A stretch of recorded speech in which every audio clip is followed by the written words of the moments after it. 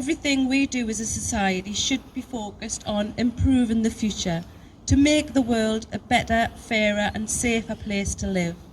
We cannot do this unless we take the climate emergency seriously.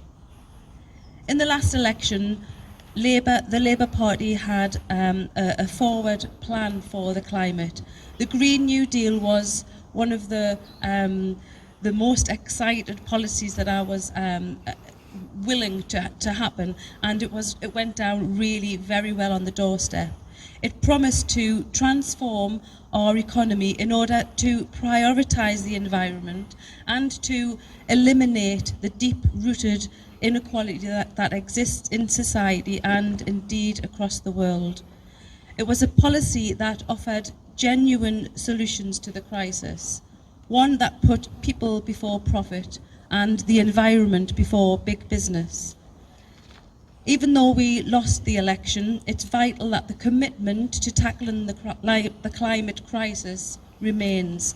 The Labour Party must be ambitious and progressive in its climate policy because the very future of the planet depends on it. And whilst the coronavirus pandemic has caused incredible damage to our society and the economy, the rebuild offers us an opportunity. Rather than building things back to the way they were, we should be building a new society with equality and the environment at the heart of this. We simply cannot afford to go back to business as usual. Unfortunately, while we're in opposition, the Labour Party can't really affect the structural change that we need. But that doesn't mean that we're powerless and have to sit by and watch this government destroy the planet.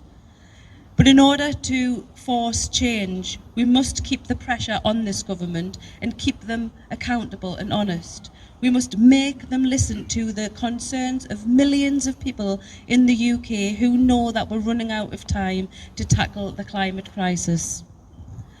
And whilst this is going to be tough, we can take encouragement from the young people, the student activists who last week pressed the government into a U-turn on their exam results. They knew that they'd suffered an injustice and they knew that they had to force change quickly. They took their argument to the streets, to their MPs, and they made people listen. And it's such a shame that people have to keep protesting against the government in order to protect their futures. But the reality is, on issues that really concern us, we're going to have to fight them every step of the way to create a better and fairer and more sustainable society.